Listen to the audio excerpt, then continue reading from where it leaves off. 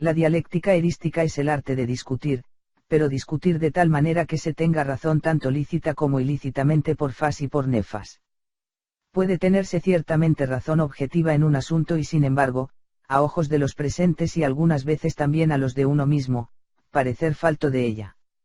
A saber, cuando el adversario refuta mi prueba y esto sirve como refutación misma de mi afirmación, la cual hubiese podido ser defendida de otro modo. En este caso, como es natural, para él la relación es inversa, pues le asiste la razón en lo que objetivamente no la tiene. En efecto, la verdad objetiva de una tesis y su validez en la aprobación de los contrincantes y los oyentes son dos cosas distintas. Hacia lo último se dirige la dialéctica. ¿Cuál es el origen de esto? La maldad natural del género humano. Si no fuese así, si fuésemos honestos por naturaleza, intentaríamos simplemente que la verdad saliese a la luz en todo debate, sin preocuparnos en absoluto de si ésta se adapta a la opinión que previamente mantuvimos, o a la del otro. Eso sería indiferente o en cualquier caso, algo muy secundario. Pero ahora es lo principal. La vanidad innata, que tan susceptible se muestra en lo que respecta a nuestra capacidad intelectual, no se resigna a aceptar que aquello que primero formulamos resulte ser falso, y verdadero lo del adversario. Tras esto, cada cual no tendría otra cosa que hacer más que esforzarse por juzgar rectamente, para lo que primero tendría que pensar y luego hablar. Pero junto a la vanidad natural también se hermanan, en la mayor parte de los seres humanos, la charlatanería y la innata improbidad. Hablan antes de haber pensado y aun cuando en su fuero interno se dan cuenta de que su afirmación es falsa y que no tienen razón, debe parecer, sin embargo, como si fuese lo contrario. El interés por la verdad, que por lo general muy bien pudo ser el único motivo al formular la supuesta tesis verdadera, se inclina ahora del todo al interés de la vanidad. Lo verdadero debe parecer falso y lo falso verdadero. Sin embargo, esa improbidad misma, el empeño en mantener tozudamente una tesis incluso cuando nos parece falsa, todavía tiene una excusa. Con frecuencia al comienzo de la discusión estamos firmemente convencidos de la verdad de nuestra tesis, pero ahora el contraargumento del adversario parece refutarla, dando ya el asunto por perdido. Solemos encontrarnos más tarde con que, a pesar de todo, teníamos razón. Nuestra prueba era falsa, pero podía haber habido una adecuada para defender nuestra afirmación. El argumento salvador no se nos ocurrió a tiempo.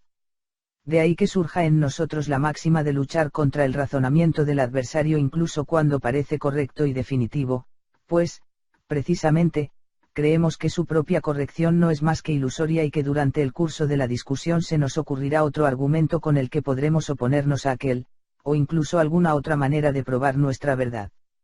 De ahí que casi nos veamos obligados a actuar con improbidad en las disputas o, cuando menos, tentados a ello con gran facilidad. De esta forma se amparan mutuamente la debilidad de nuestro entendimiento y la versatilidad de nuestra voluntad. Esto ocasiona que, por regla general, quien discute no luche por amor de la verdad, sino por su tesis como pro ara et focis, por el altar y el hogar, y por fas o por nefas puesto que como ya se ha mostrado, no puede hacerlo de otro modo. Lo habitual será, pues, que todos quieran que sea su afirmación la que prevalezca sobre las otras, aunque momentáneamente llegue incluso a parecerles falsa o dudosa. Los medios para conseguirlo son, en buena medida, los que a cada uno le proporciona su propia astucia y malignidad, se adiestran en la experiencia cotidiana de la discusión.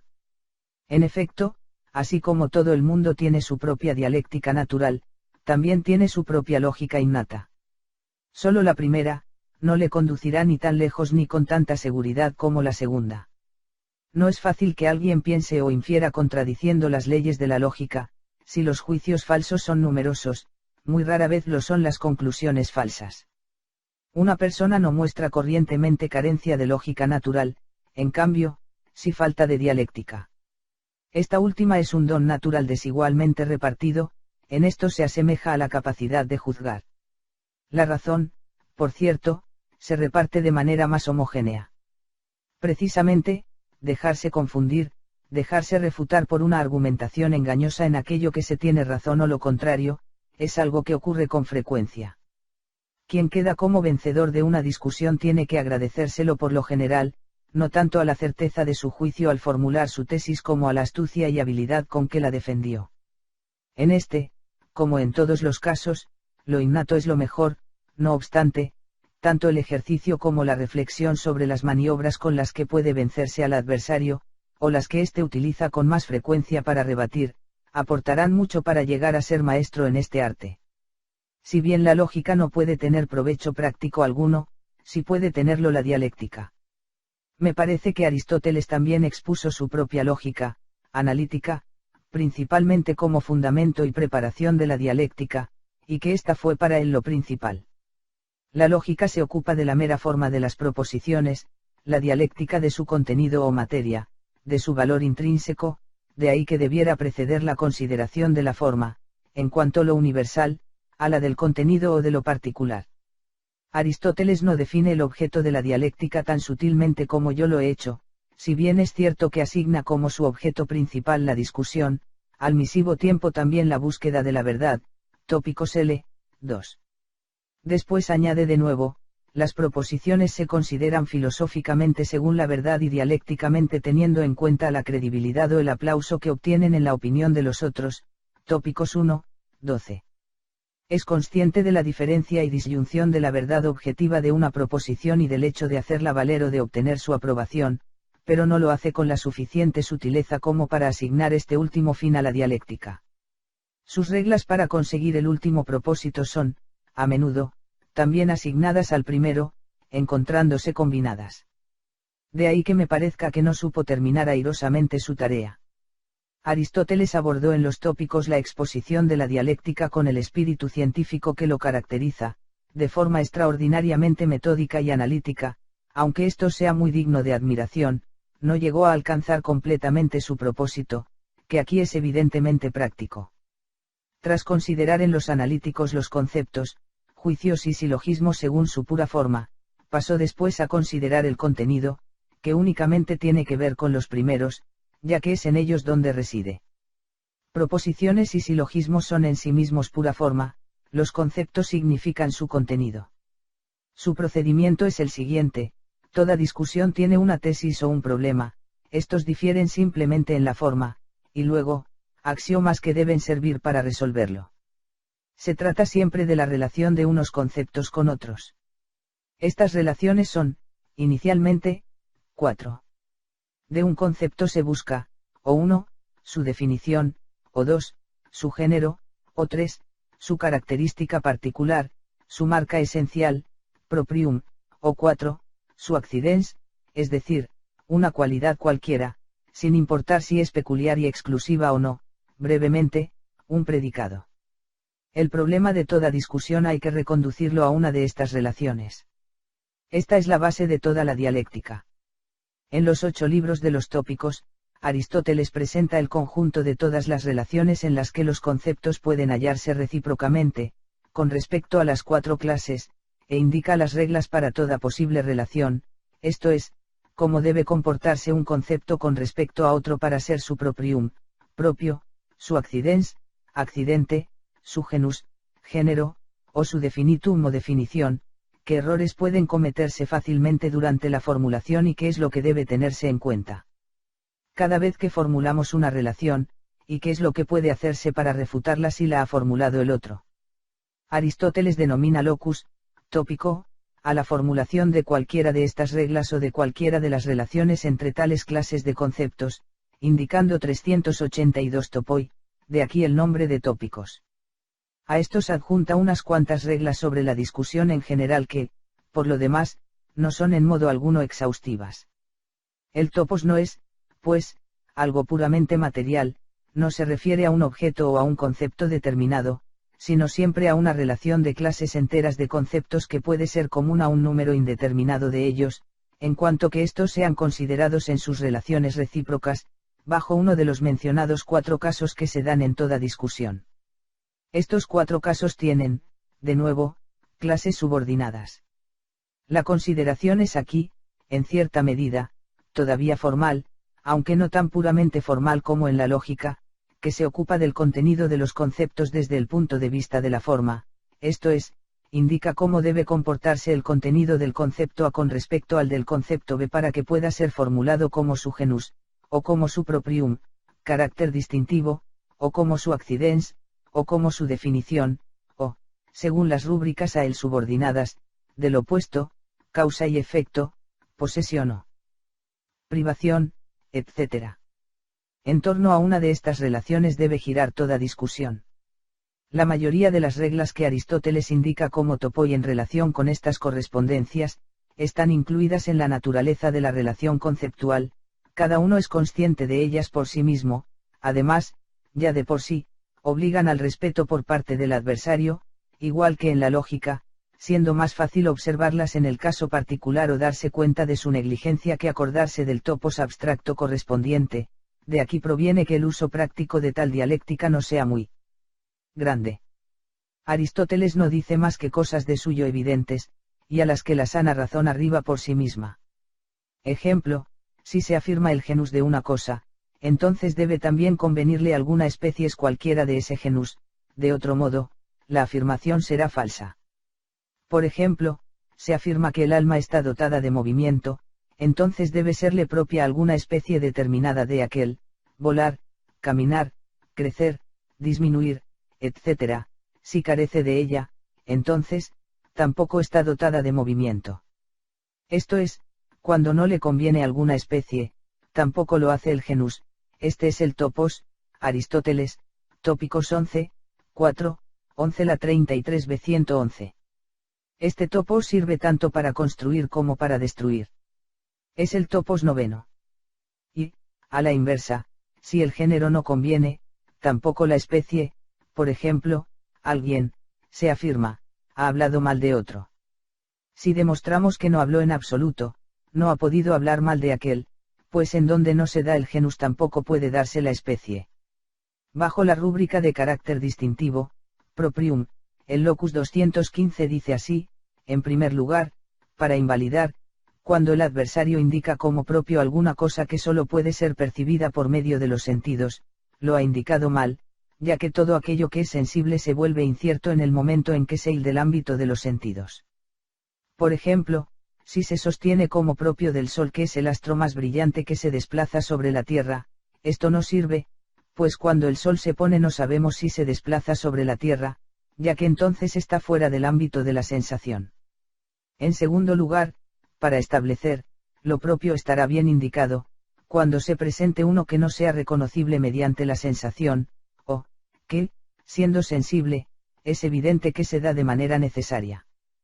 Por ejemplo, como propio de la superficie se indica que es aquella que primero se colorea, esta es una característica propia sensible, y además, siempre manifiesta, por lo que es correcta, Aristóteles, Tópicos V, 5, 13 y menos 19, 36. Esto es suficiente para darles una idea de la dialéctica de Aristóteles. Me parece que no alcanza su propósito, por eso yo lo he intentado de otra manera. Los tópicos de Cicerón son una imitación hecha de memoria de los de Aristóteles, en sumo grado superficial y miserable. Cicerón no tiene en absoluto una idea clara de qué es un totus ni a qué se dirige, parlotea confusamente ex ingenio, utilizando su propia inventiva, cosas sin sentido, adornándolas ricamente con ejemplos jurídicos. Uno de sus peores escritos.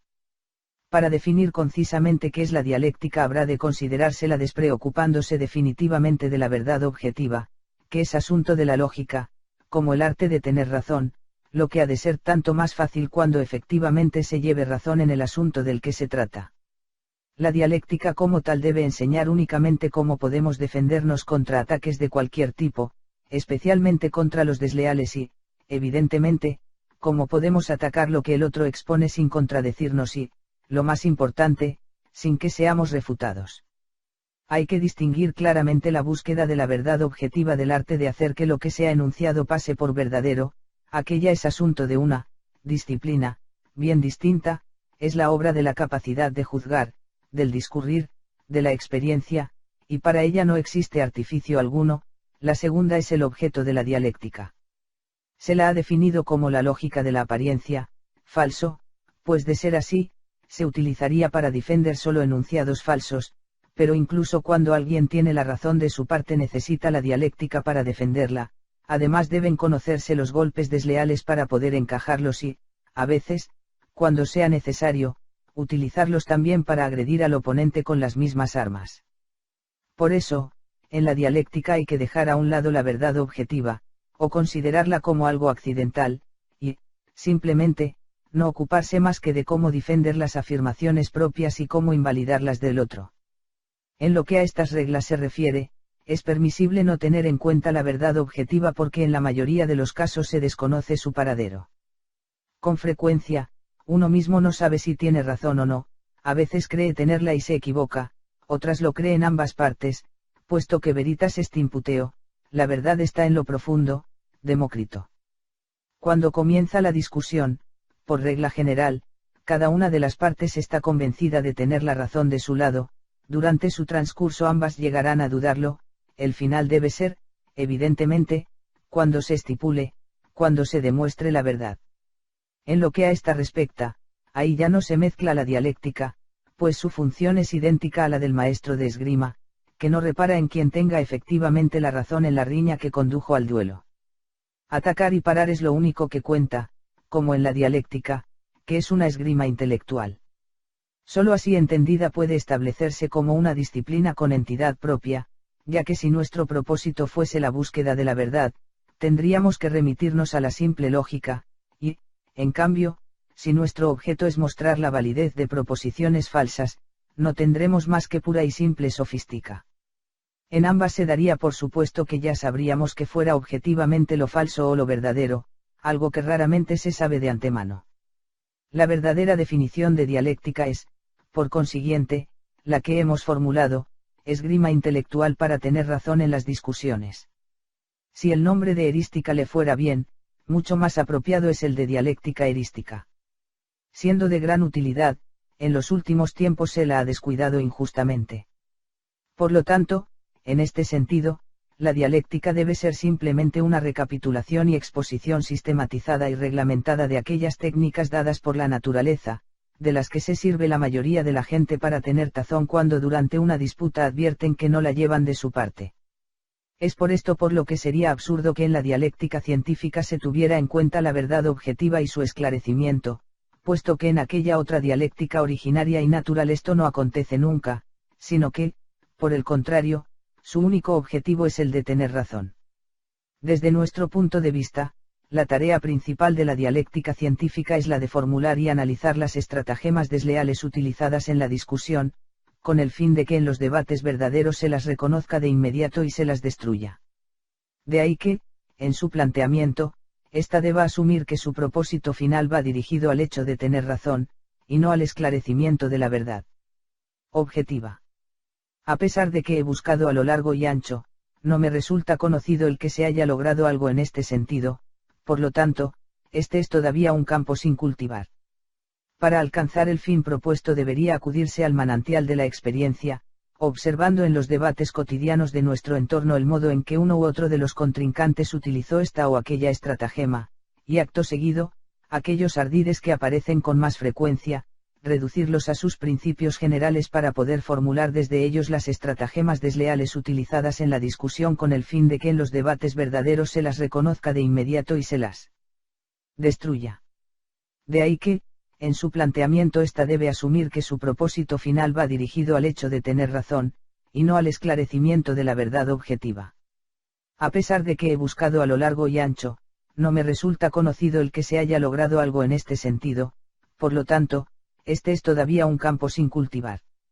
Para alcanzar el fin propuesto debería acudirse al manantial de la experiencia, observando en los debates cotidianos de nuestro entorno el modo en que uno u otro de los contrincantes utilizó esta o aquella estratagema, y acto seguido, aquellos ardides que aparecen con más frecuencia, reducirlos a sus principios generales para poder formular desde ellos los estratagemata más usuales, que no solo han de ser útiles después para la propia ventaja, sino también para impedir que sean usadas cuando el adversario pretenda utilizarlas en su provecho.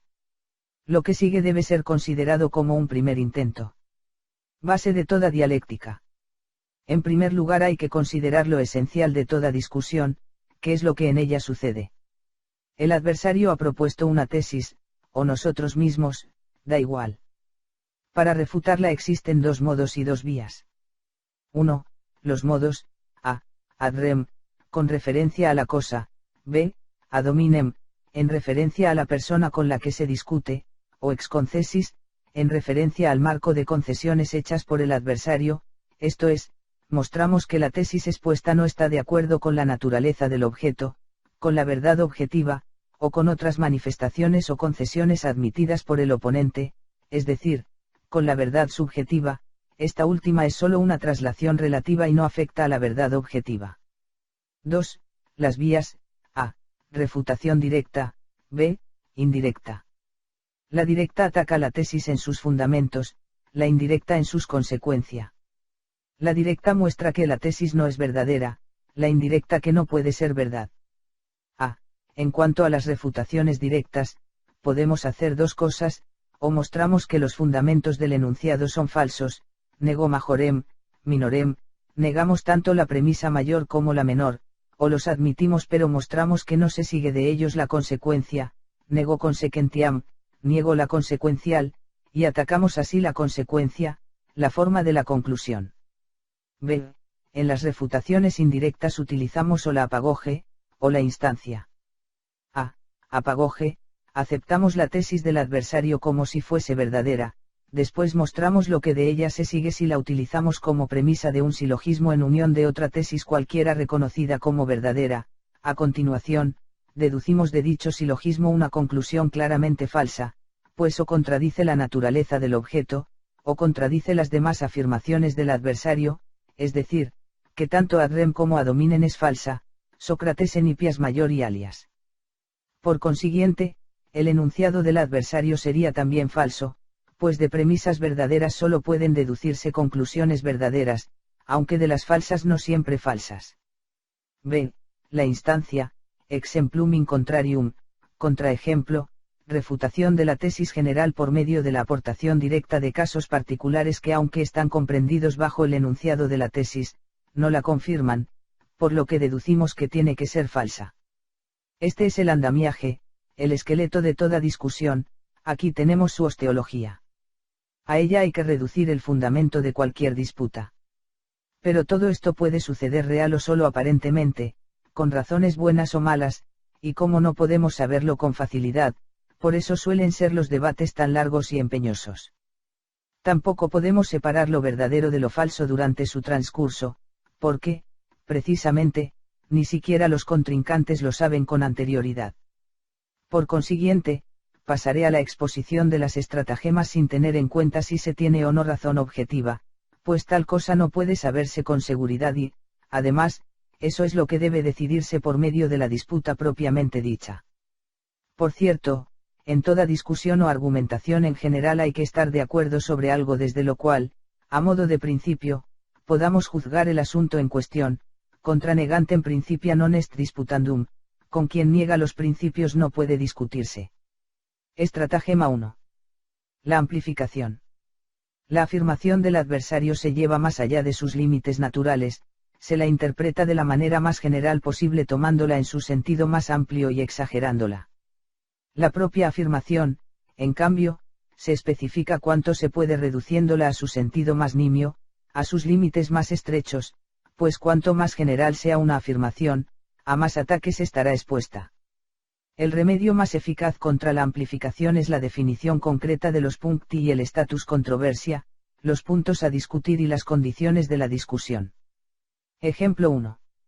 Afirmé: los ingleses son la primera nación en el arte dramático. El adversario quiso intentar una instancia y manifestó, que de todos era conocido que tanto en lo que a música se refiere, y por consiguiente, tampoco en la ópera, hubieran hecho algo de importancia. Le repliqué recordándole que la música no está incluida entre las artes dramáticas, estas se refieren únicamente a la tragedia y la comedia, lo que él muy bien sabía, solo que intentó generalizar mi afirmación para poder incluir en ella todas las representaciones teatrales, y por consiguiente, también la ópera y la música, con lo que me derrotaría con seguridad. A la inversa, se salva la propia afirmación mediante su limitación con respecto al primer propósito manifestado, si la expresión utilizada lo favorece. Ejemplo 2. A dice: la paz de 1814 incluso devolvió a todas las ciudades hanseáticas alemanas su independencia. B responde con una instancia in contrarium que Danzig, que había conseguido su independencia gracias a Bonaparte, la perdió con aquella paz. Se salva de esta manera, yo dije, todas las ciudades alemanas. Danzig era una ciudad hanseática polaca. Esta estratagema la enseña ya Aristóteles en los Tópicos, Lib. 8, calle 12, 11. Ejemplo 3. Lamarck, Philosophie zoologique, París, 1809, Vol. L. p. 203, niega a los pólipos toda clase de percepción sensible porque carecen de nervios.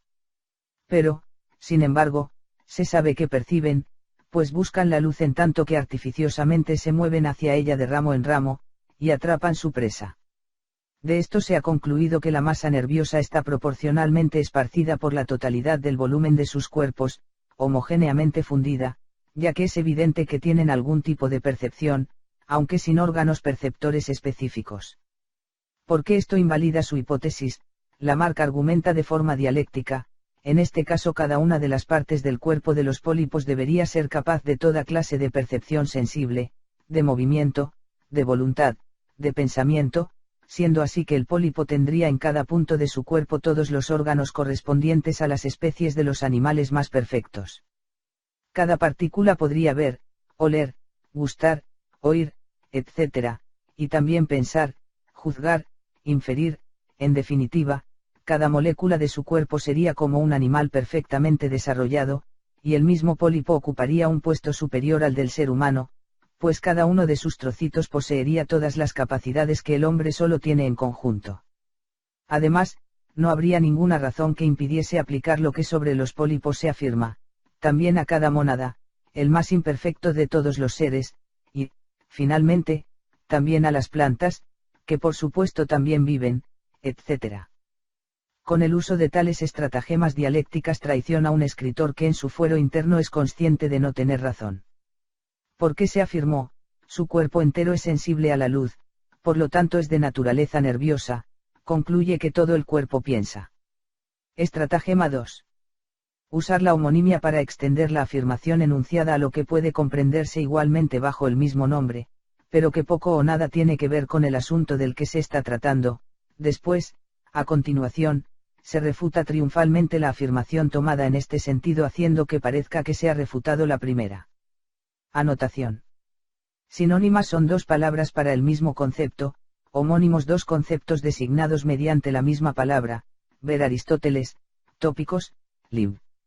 I. Capítulo 13. Bajo, agudo, alto, utilizados a veces para calificar cuerpos y otras para los tonos de voz, son homónimas. Honrado y probo son sinónimos.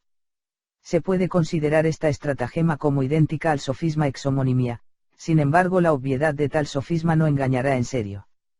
Omne lumen potest extingui. Intellectus est lumen. Intellectus potest extingui. Aquí se nota enseguida que hay cuatro termini, lumen en sentido propio, y lumen entendido metafóricamente. Por otra parte, en casos más sutiles engaña, concretamente, en aquellos en los que los conceptos se designan con la misma expresión y están emparentados, pudiéndose intercambiar uno por otro con facilidad. Ejemplo 1. Aún no está usted muy iniciado en los misterios de la filosofía kantiana. Vea, mire usted, de donde hay misterios no quiero saber nada. Ejemplo 2. Censuro el principio del honor, juzgando incomprensible que quien sufre una ofensa quede deshonrado a menos que no la repare con una ofensa aún más grande, o mediante la sangre del ofensor o la propia. Para fundamentar esto aduzco que el verdadero honor no puede ser manchado por lo que uno sufra, sino únicamente por aquello que uno haga, pues a cualquiera puede tocarle en suerte sufrir de todo.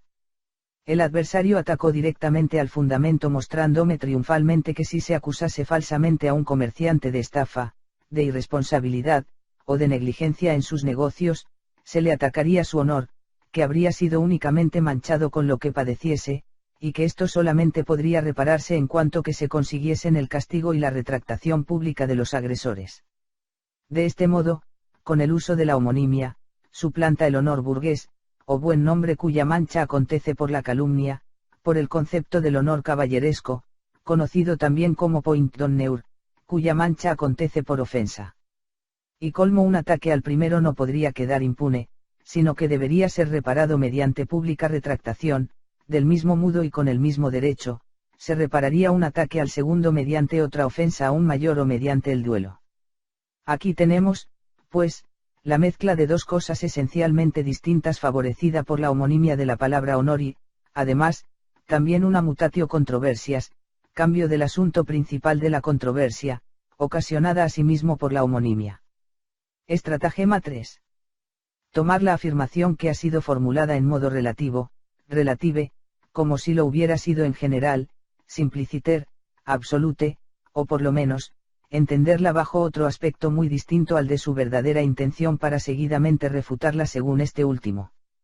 El ejemplo de Aristóteles es, el moro es negro, por lo que a sus dientes se refiere, blanco, por lo tanto es negro, pero no negro a la vez. Este es un ejemplo imaginario que no engañará de verdad a nadie, tomemos en cambio, otro de la experiencia real. Ejemplo 1. En una conversación sobre filosofía, admito que mi sistema defiende y alaba a los quietistas. Poco después, recae la conversación en Hegel, y aseguro que, en general, no ha escrito más que disparates, o que, al menos, hay en sus escritos partes en las que el autor ha puesto la palabra y el lector debe añadirle el sentido. El adversario no se aventura a rebatirlo ad rem, sino que se conforma con el uso del argumentum ad hominem. Yo había alabado a los quietistas y estos, en cualquier caso, también escribieron muchos disparates. Admitiendo este hecho, corrijo al adversario añadiendo que no admiro a los quietistas como filósofos y escritores, es decir, no por sus aportaciones teóricas, sino como a hombres, por sus acciones y, simplemente, en un sentido práctico, con respecto a Hegel, me refería a sus aportaciones teóricas. Con esto se paró el golpe. Las tres primeras estratagemas están emparentadas, tienen en común el hecho de que el adversario habla en realidad de otra cosa distinta de la que se manifestó. Incurre en una ignoratio elenchi, desconocimiento de la refutación, aquel que se deja desarmar de esta manera. En todos los ejemplos mostrados es verdadero lo que aduce el adversario, pero no está realmente en contradicción con la tesis, la contradicción es sólo aparente, así, quien es atacado deberá negar la consecutividad de la conclusión del adversario, es decir, que de la verdad de su tesis se desprenda la falsedad de la nuestra. Es, pues, refutación directa de su refutación por negationem consequentiae, negación de la consecutividad. No admitir premisas verdaderas porque se prevé su consecuencia. Contra esto, los dos medios siguientes, reglas 4 y 5. Estratagema 4. Cuando se quiere llegar a una conclusión, no hay que dejar que ésta se prevea, sino procurar que el adversario admita las premisas una a una y dispersas sin que se dé cuenta durante el transcurso del diálogo, de lo contrario, lo impedirá con todos los medios a su alcance. O, cuando es dudoso que el adversario vaya a aceptarlas, se formulan primeramente las premisas de esas premisas, se hacen prosilogismos, entonces se deja que admita unas cuantas premisas desordenadas de tales prosilogismos enmascarando así la jugada hasta que haya admitido todo lo que queríamos. Luego se procede recapitulando el asunto desde atrás. Esta regla la da Aristóteles, Tópicos 8, 1, no necesita ejemplo alguno. Estratagema 5. Pueden usarse premisas falsas para demostrar la propia tesis cuando el adversario no admita las verdaderas, es decir, o por que no reconozca su verdad, o porque ve que de ella se seguiría como conclusión inmediata nuestra tesis. Se toman entonces proposiciones que de suyo son falsas, pero verdaderas a dominen, y se argumenta ex concessis, según la manera de pensar del adversario, pues lo verdadero puede seguirse también de premisas falsas, si bien nunca de verdaderas lo falso. Por otra parte pueden refutarse tesis falsas del adversario mediante otras tesis también falsas pero que él sostiene como verdaderas, puesto que hay que tratar con él, debe utilizarse su propia forma de pensar. Por ejemplo, si pertenece a alguna secta con la que estamos en desacuerdo podemos utilizar contra él las máximas de la secta como principia. Aristóteles, Tópicos 8, calle 9. Estratagema 6. Se encubre una petitio principii, petición de principio, postulando aquello que se debe demostrar, 1, usando otro nombre, por ejemplo, en vez de honor, buen nombre, en vez de virginidad, virtud etc., o también, utilizando conceptos intercambiables, animales de sangre roja, en vez de animales vertebrados. 2. Dando por supuesto en general aquello que es muy discutible en un caso particular, por ejemplo, se afirma la inseguridad de la medicina postulando la inseguridad de todo saber humano. 3. O viceversa, dos cosas consecuentes la una de la otra, si hay que demostrar la primera, se postula la segunda. 4. Si para demostrar el universal, se hace que se admitan todos los casos singulares, la contraria a la número 2, Aristóteles, Tópicos 8, Calle Elle. El último capítulo de los Tópicos de Aristóteles contiene buenas reglas sobre el ejercicio de la dialéctica. Estratagema 7. Cuando la discusión se dirige de manera algo formal y rigurosa y deseamos que se nos comprenda muy claramente, si hemos enunciado una afirmación y debemos probarla, procederemos preguntando al adversario para poder deducir de sus respuestas la verdad de nuestra afirmación. Este método erotemático fue sobre todo utilizado por los antiguos, se le llama también socrático, a él se refiere la presente estratagema y algunas que después la seguirán.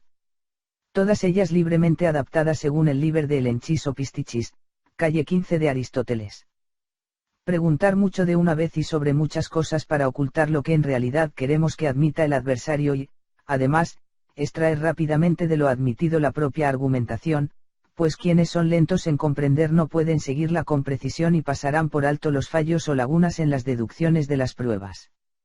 Estratagema 8. Provocar la irritación del adversario y hacerle montar en cólera, pues obcecado por ella, no estará en condiciones apropiadas de juzgar rectamente ni de aprovechar las propias ventajas. Se le encoleriza tratándole injustamente sin miramiento alguno, incomodándole y, en general, comportándose con insolencia.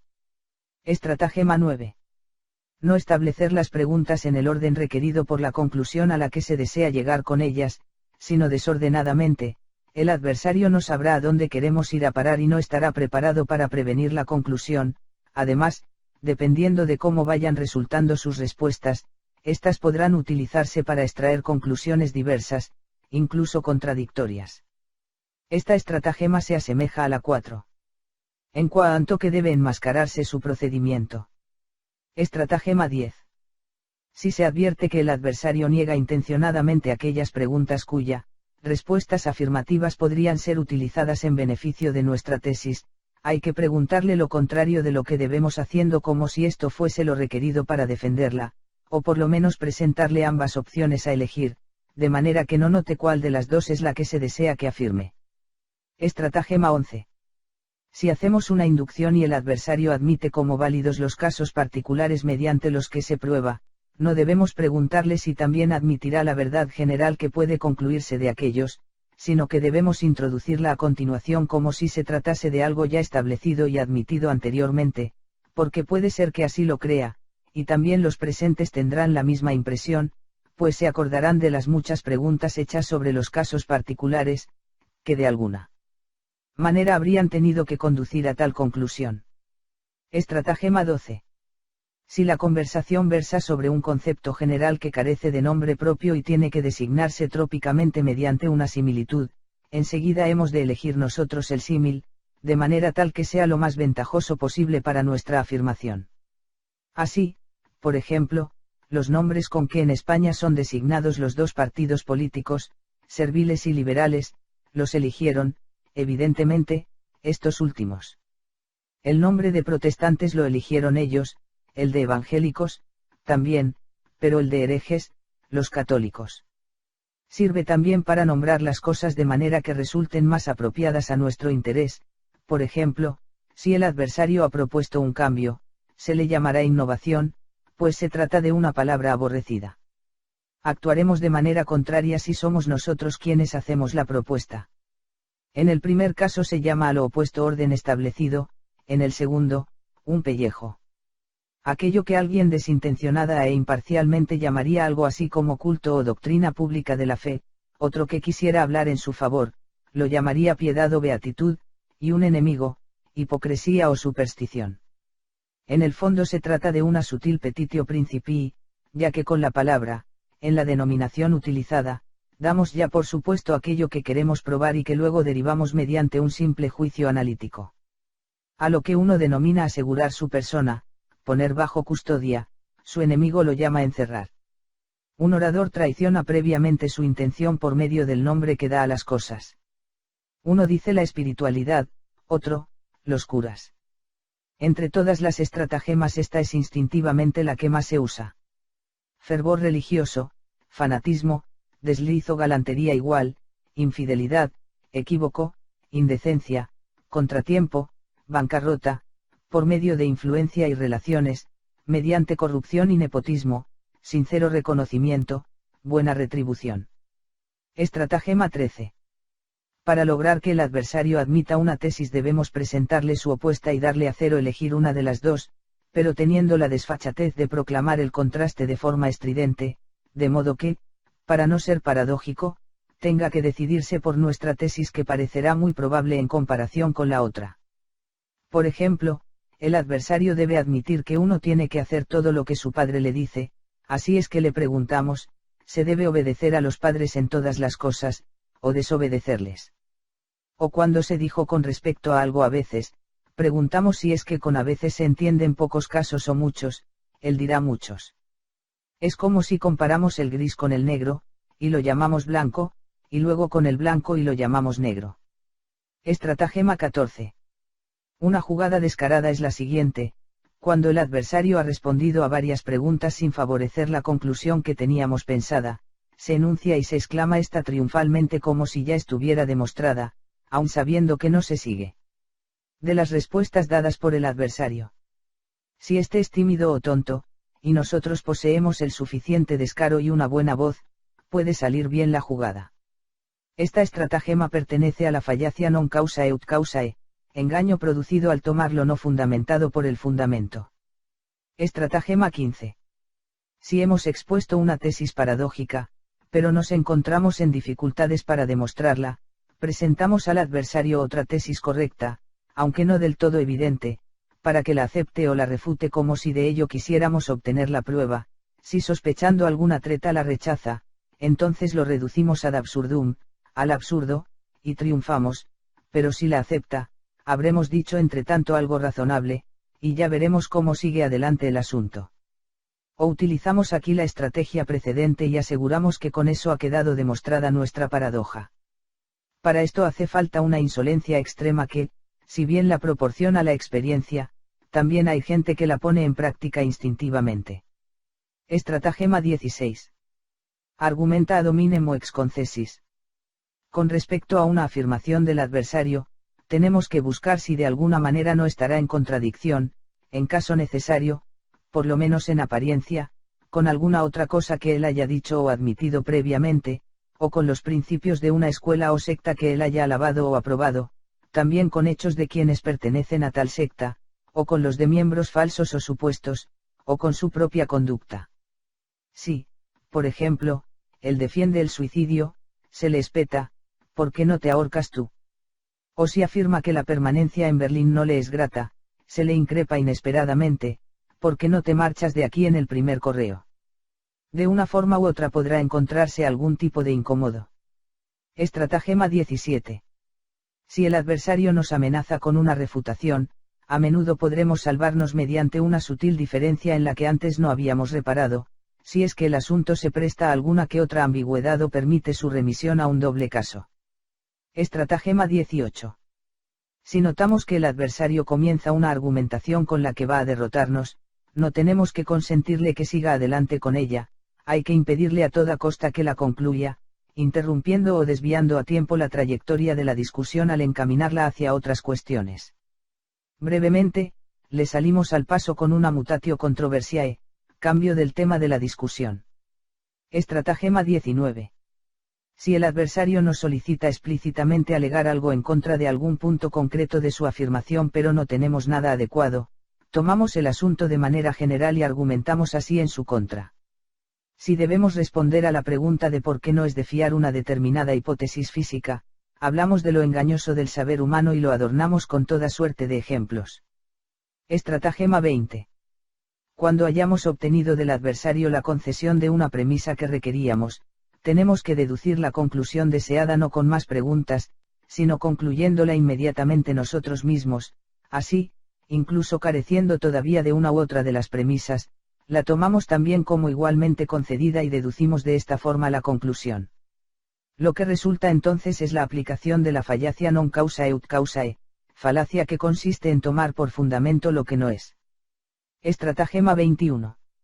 Si observamos que el adversario utiliza un argumento meramente aparente o sofístico, podemos anularlo sencillamente atacando su capciosidad y apariencia, pero es mucho mejor presentarle otro argumento si cabe, de análoga apariencia y sofistería para liquidarlo, pues lo que importa no es la verdad, sino la victoria. Si él utiliza un argumentum ad hominem, bastará para invalidarlo con que le respondamos con otro contraargumento ad hominem, ex concessis, y, sobre todo, será mucho más corto esgrimir un argumentum ad hominem cuando se tenga oportunidad que enzarzarse en una discusión sobre la verdadera naturaleza del asunto. Estratagema 22. Si el adversario nos conmina a que admitamos algo de lo que inmediatamente se seguirá el problema que se debate en la discusión, nos negamos aduciendo que se trata de un appetitio principii, pues tanto él como el auditorio confundirán con facilidad una tesis, que en apariencia se parece al problema, con el problema mismo, así le privaremos de su mejor argumento.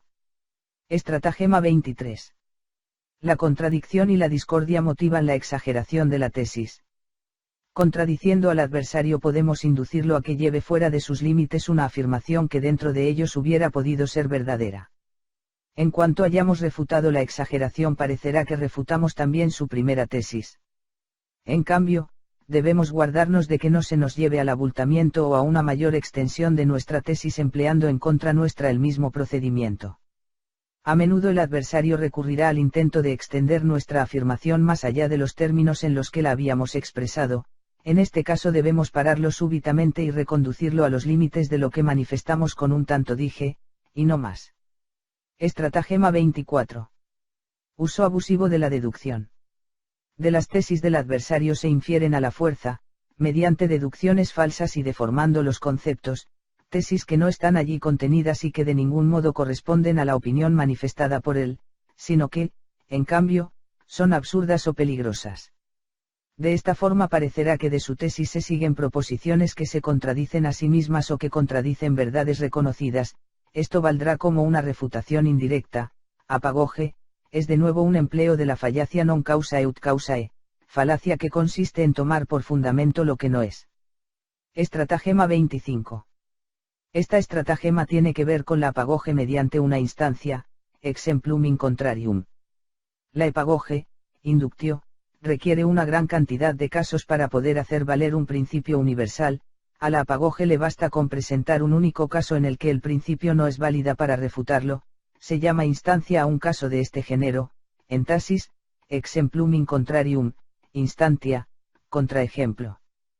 Por ejemplo, la proposición todos los rumiantes tienen cuernos, será invalidada por la única instancia del camello. La instancia es un caso en la aplicación de la verdad general que queda subsumido bajo el concepto principal de aquella, pero para el que tal verdad general no es válida, por lo que ésta queda invalidada. Sin embargo, no es raro que aquí se den engaños, por eso será conveniente tener en cuenta lo siguiente cuando el adversario haga instancias. 1. Si el ejemplo es efectivamente verdadero. Hay problemas cuya única solución es la de que son falsos, por ejemplo, muchos milagros, historias de espíritus, etc. 2. Si está realmente bajo el concepto de la verdad propuesta. Muchas veces esto es solo aparente y puede solucionarse mediante una sutil distinción. 3. Si verdaderamente se contradice con la verdad expresada, pues a menudo es esto también solo aparente. Estratagema 26. Un golpe brillante es lo que se conoce como retorsio argumenti, dar la vuelta al argumento, es decir, cuando el argumento que el adversario quiere utilizar para su defensa puede ser utilizado mejor en su contra. Por ejemplo, él dice, no es más que un niño, déjalo en paz, no se lo tengas en cuenta. Retorsio, precisamente porque es un niño se le debe tener en cuenta y corregirle, para que no se arraiguen sus malas costumbres. Estratagema 27. Si inesperadamente el adversario se muestra irritado ante un argumento, debe utilizarse tal argumento con insistencia, no solo porque sea el más indicado para irritarle, sino porque es de suponer que se ha tocado la parte más débil de su razonamiento y porque si se sigue por ahí, habrá de obtenerse mucho más de lo que se muestra a simple vista. Estratagema 28. Esta estratagema está especialmente indicada para cuando discuten personas doctas ante un público que no lo es. Si no se tiene ningún argumentum ad rem ni siquiera uno ad hominem, se intenta uno ad auditores, al auditorio, esto es, se arguye una observación inválida, cuya invalidez solo reconoce el experto.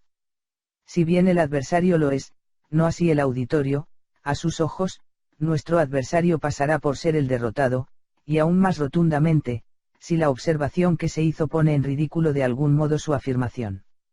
La gente está enseguida dispuesta a la risa, y se obtiene el apoyo de los que ríen. Para mostrar la nulidad del comentario, el adversario tendría que debatir largamente y remitirse a los principios de la ciencia o a otra cosa por el estilo, con lo que no obtendría fácilmente atención. Ejemplo. El adversario dice, en la formación de la costra rocosa primigenia, la masa desde la que cristalizaron el granito y toda la roca restante se hallaba fluida a causa del calor, es decir, derretida, el calor debió de ser por lo menos de 200 grados reverendo, la masa cristalizó bajo la superficie marina que la cubría. Hacemos el argumento ad auditorem, aduciendo que bajo aquella temperatura, ya incluso antes de los 80 grados, el mar habría cocido y se habría esfumado en forma de vapor. Los espectadores ríen. Para refutarnos, nuestro adversario tendría que demostrarnos que el punto de ebullición no depende solo del calor, sino también de la presión atmosférica y que ésta es tan intensa que incluso si la mitad del agua marina sube en forma de vapor, aun a la temperatura de 200 grados reverendo no da lugar a cocción alguna. Mas él no se aventura a demostrarlo, pues para quienes no son físicos se necesita prácticamente todo un tratado. Estratagema 29. Si se advierte que vamos a ser vencidos, hacemos una diversión, es decir, comenzamos repentinamente a hablar de otra cosa totalmente distinta como si tuviese que ver con el asunto en cuestión y constituyese un nuevo argumento en contra del adversario. Esto ocurre con cierto disimulo si, a pesar de todo la diversión está relacionada, aunque solo sea de forma general, con el tema questionis, el tema en cuestión, o descaradamente, cuando solo se usa para huir del adversario y no tiene en absoluto nada que ver con el tema. Por ejemplo, a la vez que en China no se conceden cargos públicos por nobleza de cuna sino que todos se otorgan como consecuencia de exámenes. Mi oponente afirma que precisamente el saber no capacita más para el ejercicio de un cargo público que la excelencia del nacimiento, que él tiene en mayor consideración. Mas ahora estaba perdido.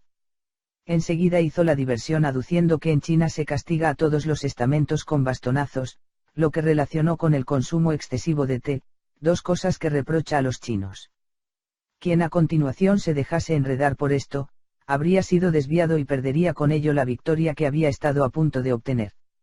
La diversión es descarada cuando abandona por completo el asunto en cuestión y ataca con algo parecido a esto, sí, y eso que usted afirmaba recientemente, en cualquier caso, etc. Pues esto ya se corresponde en cierta manera con el ataque personal, del que se tratará debidamente en la última estratagema. Considerada en sentido estricto, la diversión es un estadio intermedio entre el argumentum ad personam, y el argumentum ad hominem. Cuán común y natural es esta estratagema lo confirma toda disputa entre gente vulgar, cuando uno hace al otro reproches personales, éste no responde con su refutación, sino con recriminaciones personales en contra del adversario, dejando sin responder los reproches que a él se le hayan dirigido y admitiéndolos igualmente.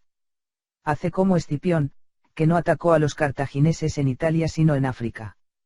En la guerra tal diversión es muy útil cuando se hace a tiempo, en las disputas es mala, pues los propios reproches se dejan sin respuesta, y el auditorio llega a conocer lo peor de ambos contrincantes. En la discusión se utiliza faute de mieux, a falta de algo mejor. Estratagema 30. El argumentum ad verecundiam, argumento al respeto. En vez de razones se usan autoridades elegidas a la medida de los conocimientos del adversario. Unus quisquer vult credere uam judicare, cualquiera prefiere creer a discurrir, dice Séneca, de Vita Beata 1, 4, se tiene un juego fácil si tenemos de nuestra parte una autoridad que el adversario respeta. Podrán utilizarse muchas más autoridades cuanto más restringidos sean sus conocimientos y capacidades. Si éstas fueran de primer orden, entonces habría muy pocas o ninguna. Como mucho, aceptará aquellas a las que se atenga alguien versado en una ciencia, arte u oficio de los que él apenas posea conocimiento alguno, aunque con pesar. La gente común, en cambio, siente gran respeto por los especialistas de cualquier clase. No saben que quien hace profesión de una cosa ama más el beneficio que de ella obtiene que dicha profesión. Además, el que enseña una materia raramente la conoce en profundidad, pues, precisamente, a aquel que la estudia profusamente le sobra poco tiempo para la enseñanza. Para el vulgus, plebe, existen muchísimas autoridades que respeta. Si no se tiene alguna autoridad adecuada al caso, se sustituye por otra que lo sea solo aparentemente, y se la adapta a aquello que fue dicho en un sentido distinto o bajo otra circunstancia. Las autoridades que el adversario no comprende en absoluto son las que frecuentemente producen mayor efecto. Las personas no cultivadas sienten un particular respeto por las florituras griegas y latinas. En casos de apuro no solo puede tergiversarse la autoridad, sino también falsificarse o incluso esgrimir alguna de invención propia, pues la mayoría de las veces el adversario no tiene el libro a mano o no sabe cómo consultarlo. El más bonito ejemplo de esto lo proporciona el francés Curé, quien para no tener que pavimentar el trozo de calle frente a su casa, como era de obligación para todos los demás ciudadanos, se amparó en una sentencia bíblica: paventili, ego non pavevo, quieran los otros temblar, yo no tiemblo, lo que fue interpretado por los espectadores que entendían algo de latín como si pavent viniese del francés paver igual pavimentar. Esto convenció a los delegados de la comunidad. También se utilizan los prejuicios comunes como autoridad, pues la mayoría opina con Aristóteles, decimos que es correcto lo que así le parece a la mayoría, Ética Nicómaco X, 2, 1172 h. 36, efectivamente, no existe opinión alguna, por absurda que sea, que los hombres no acepten como propia, si llegada la hora de convencerles se arguye que tal opinión es aceptada universalmente. El ejemplo obra tanto en su pensamiento como en sus actos. Son como ovejas que siguen al carnero a donde quiera que vaya, les es más fácil morir que pensar. Es curioso que la universalidad de una opinión tenga en ellos tanto peso, puesto que pueden observar en sí mismos con qué facilidad se aceptan opiniones sin juicio previo por la sola fuerza del ejemplo. Pero no se dan cuenta, pues les falta cualquier tipo de reflexión. Solo los elegidos pueden decir con Platón: la multitud tiene opiniones variadas, República 9, 576 c, lo que quiere decir que el vulgus tiene muchas patrañas en la cabeza y si uno quiere desentenderse de ellas tendría un inmenso trabajo. La universalidad de una opinión, hablando seriamente, ni constituye una prueba, ni un motivo de la posibilidad de su verdad. Los que sostengan lo contrario tendrán que admitir que la distancia en el tiempo priva a aquella universalidad de su fuerza probatoria. De no ser así, deberían ser considerados todos los antiguos errores que alguna vez fueron aceptados como verdades, por ejemplo, el sistema ptolomeico, o en todos los países protestantes habría que instaurar de nuevo el catolicismo. 2. Que la distancia en el espacio tiene el mismo efecto, si no, esa universalidad de opinión quedará en entredicho entre los seguidores del budismo, el cristianismo o del islamismo. Según Guettin, Tactique des Assemblées Legislatives, Ginebra París 1816, t2, p. 76. Lo que se conoce como opinión universal es, examinándola con precisión, la opinión de dos o tres personas, nos convenceríamos de esto si pudiésemos observar su génesis. Nos encontraríamos entonces con que fueron dos o tres personas quienes primero la supieron o enunciaron y afirmaron, y que, benévolamente, creyeron que la habían examinado a fondo, el perjuicio de suponerles lo suficientemente capacitados para realizar tal examen, indujo, en principio, a otros tantos a aceptar también esta opinión, a estos los creyeron otra vez mucho más, aquellos a los que su indolencia les sugirió que era mejor creerlo enseguida que andar haciendo trabajosas comprobaciones. De este modo creció de día el número de tales acólitos indolentes y crédulos, pues, al fin y al cabo, la opinión venía respaldada por un buen número de voces que apoyaban. Entre tanto, aquellos que la veneraban atribuyeron únicamente el carácter determinante de sus fundamentos el que hubiese conquistado tal consenso. Los restantes se vieron obligados a admitir lo que ya era aceptado en general, pasar por las cabezas inquietas que se rebelaban contra la opinión de la mayoría, o por tipos presuntuosos que pretendían ser más listos que el resto del mundo. A estas alturas el consenso se convirtió ya en deber. De aquí en adelante, los pocos que están capacitados para juzgar se ven obligados a callarse, mientras que aquellos a quienes se le permite hablar son precisamente los más incapaces de tener opiniones y juicios propios y los que, simplemente, se hacen eco de la opinión de los otros. Por otra parte, estos son sus más celosos e intolerantes defensores. En efecto, no odian tanto la opinión distinta de quien piensa de otra manera, cuanto la audacia querer juzgar por sí mismo, algo que ellos ya no intentan hacer y de lo que, además, son conscientes. Resumiendo, muy pocos son capaces de pensar, sin embargo todos quieren tener opiniones, y siendo así, no será fácil, en vez de crearlas ellos mismos, tomarlas ya listas de otros. Ante estos hechos, ¿qué valor de verdad puede tener ahora la opinión de 100 millones de personas? El mismo que el de un dato histórico que se encuentra en cientos de historiadores y del que después se sabe que lo han copiado uno de otros, por lo que se concluye que al cabo todos se fiaron del testimonio de uno solo, según Bayle, Pensées sur les comptes, 1704, volumen I, p. 100. Dico ego, tu dicis, sed deni que dixit et ille. Dicta que post toties, nil nisi dicta vides. No obstante, cuando se discute con gente común puede usarse la opinión universal como autoridad. Por lo general, se observará que cuando dos personas ordinarias discute, el arma más utilizada por ambas partes es el de las autoridades, con ellas se acosan mutuamente. Si una persona más inteligente tiene que vérselas con este género, lo mejor que puede hacer es adaptarse a tal arma y utilizarla según los puntos débiles del adversario. En efecto, contra el arma de las razones esta es, ex hipótesi, un Sigfrido cornudo inmerso en la marea de la incapacidad de pensar y juzgar. En los tribunales se litigia exclusivamente recurriendo a la autoridad de la ley, que está firmemente establecida. Competencia de la facultad de juzgar es encontrar la ley, es decir, la autoridad que ha de aplicarse en cada caso concreto.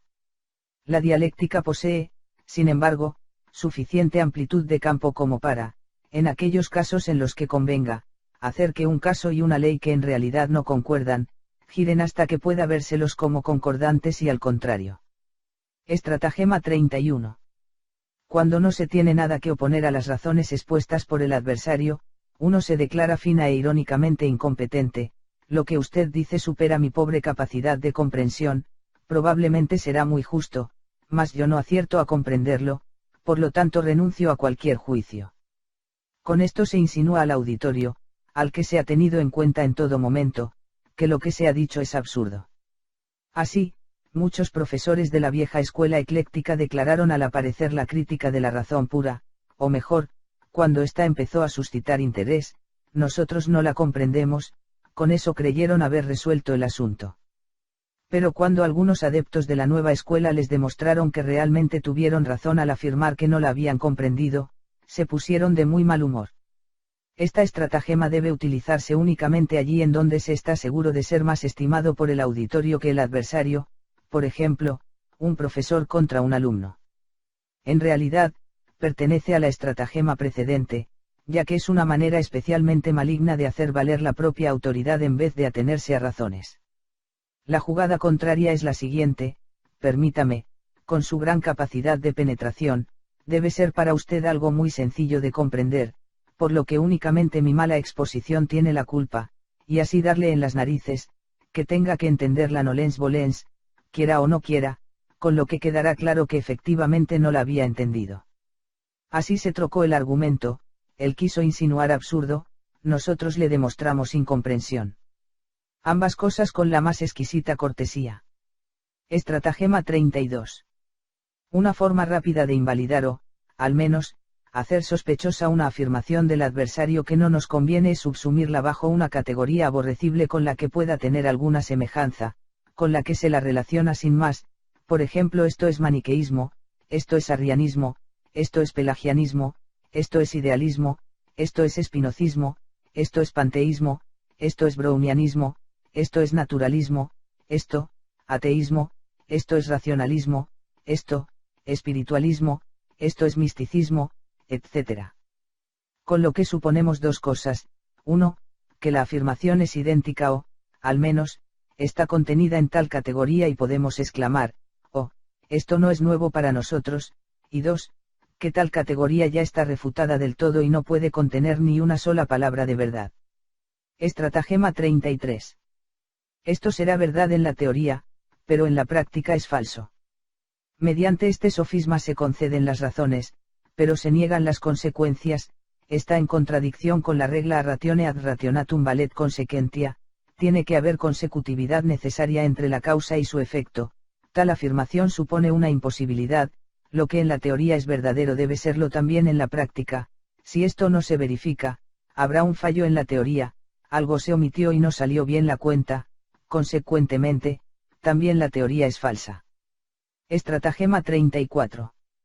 Si el adversario no da una respuesta precisa a una pregunta o a un argumento, o no toma posición concreta alguna al respecto, sino que se evade respondiendo con otra pregunta o con una respuesta esquiva o con algo que carece de relación alguna con el asunto en discusión, pretendiendo desviar el tema hacia otra parte, es signo evidente de que hemos tocado, a veces sin saberlo, uno de sus puntos débiles, se trataría por su parte de un enmudecimiento relativo.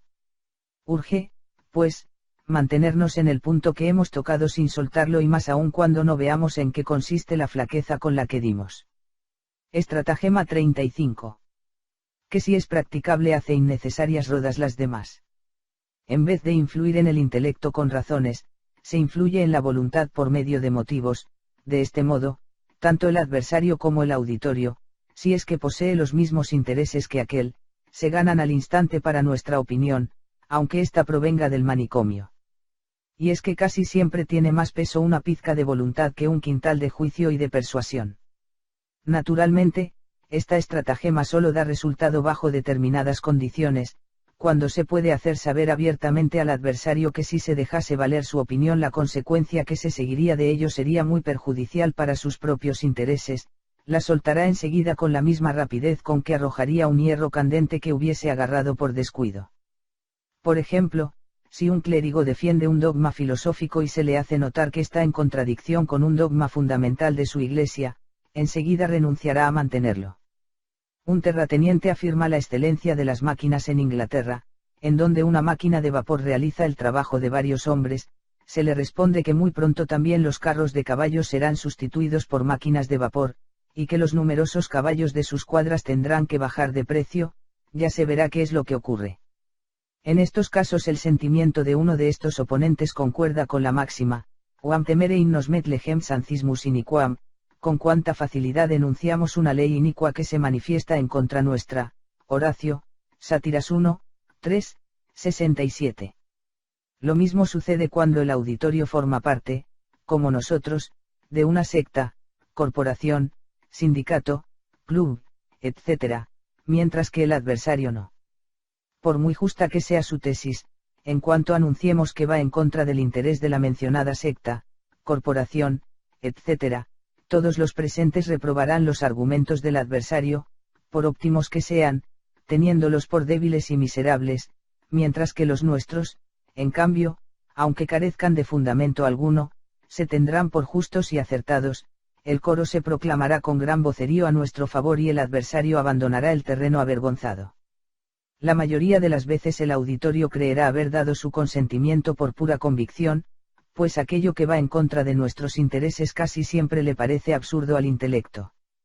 Intellectus luminis sic non est recipit infusion elma voluntate et affectibus, el intelecto no es una luz que arda sin aceite, sino que está alimentado por la voluntad y las pasiones. Bacon, Novum Organon 1, 49. Puede describirse también a esta estratagema como agarrar al árbol por la raíz, comúnmente se la conoce como argumentum ab utili, argumento desde la utilidad. Estratagema 36. Desconcertar y aturdir al adversario con absurda y excesiva locuacidad. Esto tiene que ver con que frecuentemente cree los hombres, al escuchar palabras huecas, que se trata de graves pensamientos.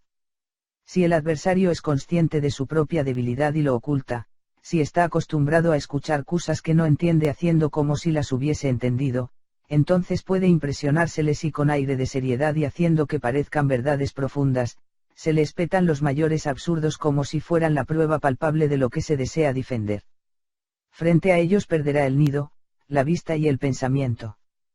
Como se sabe, Algunos filósofos han utilizado recientemente esta estratagema ante el público alemán, obteniendo con ello un extraordinario aplauso.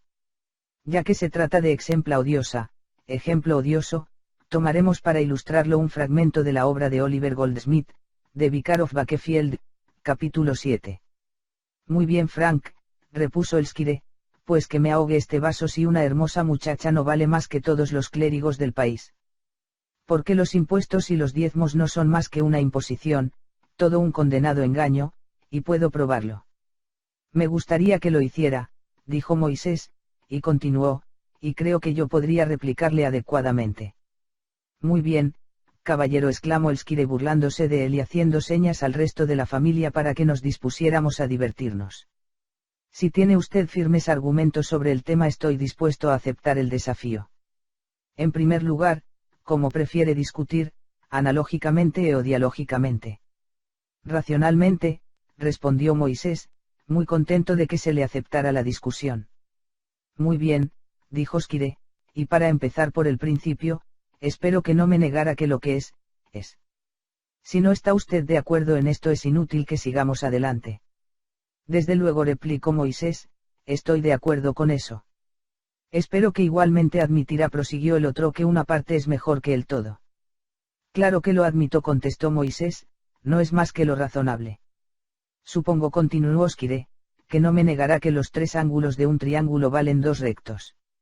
No puede haber nada más que evidente, concedió el otro, mirando alrededor con aire de importancia.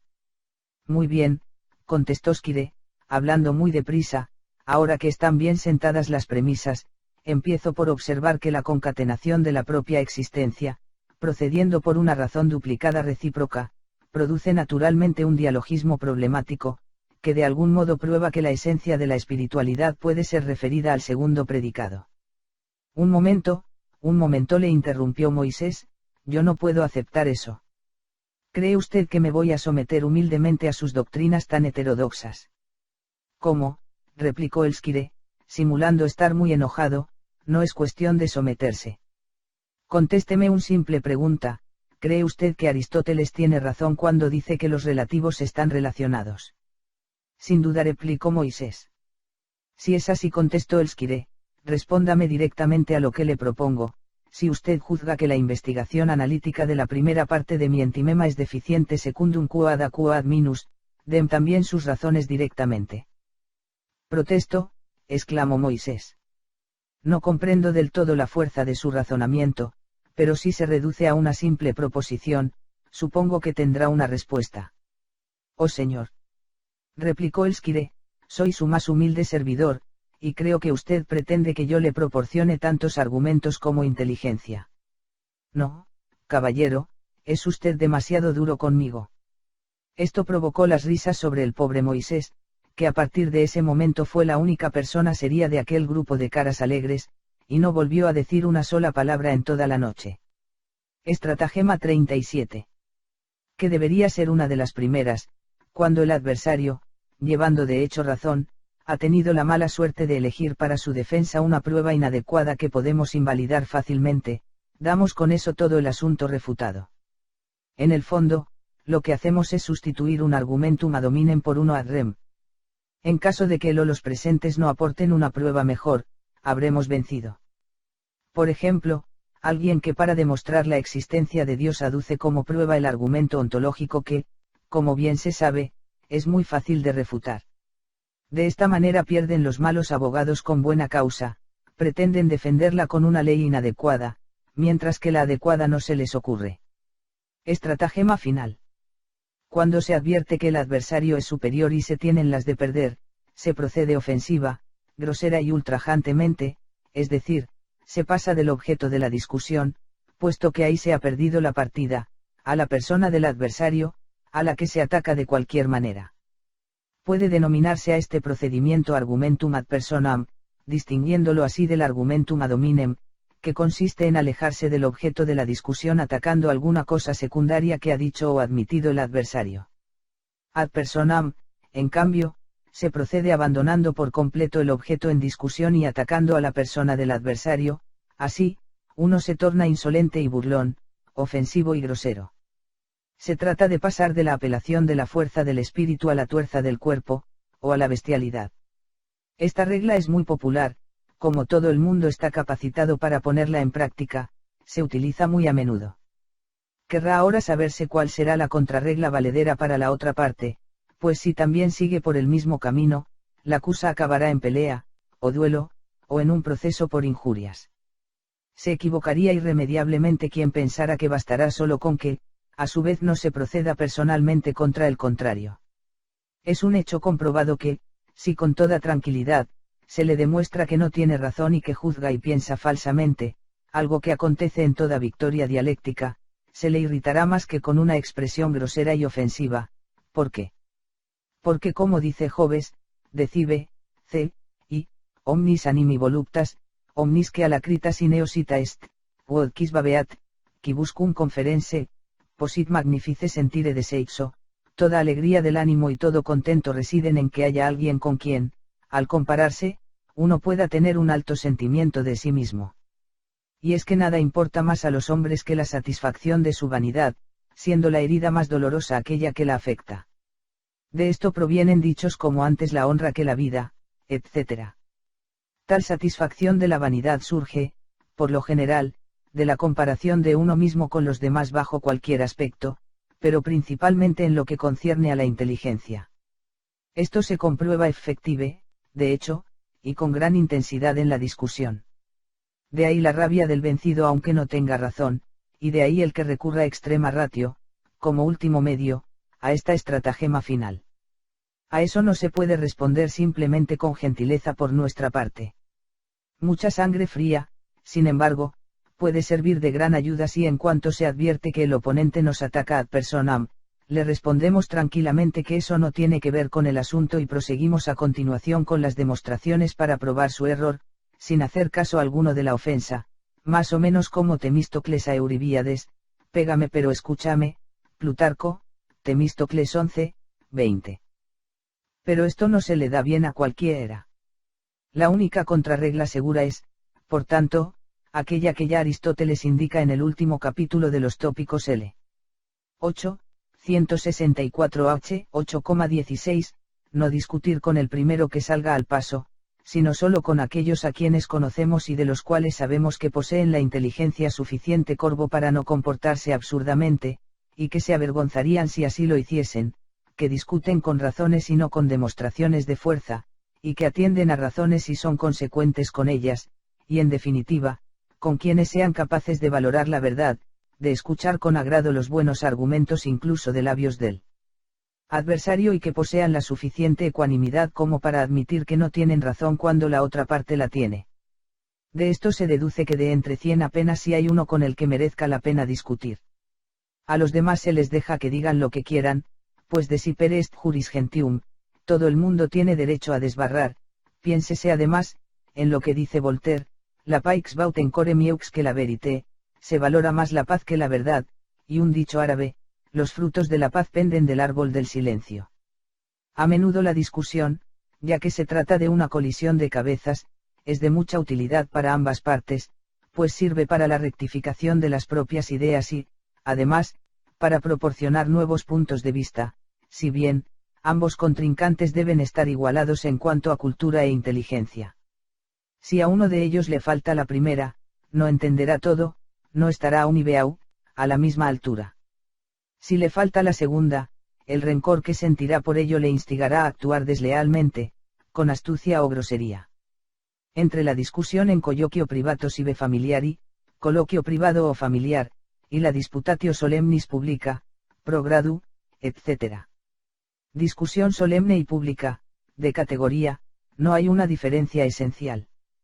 Solo que en esta última se requiere que el respondent siempre deba obtener la razón contra el opponensi, por eso, que, en caso necesario, el praeses le socorra, y también que en esta última se argumenta más formalmente, se complace en vestir sus argumentos con rigurosidad silogística. Pliegos anexos. 1.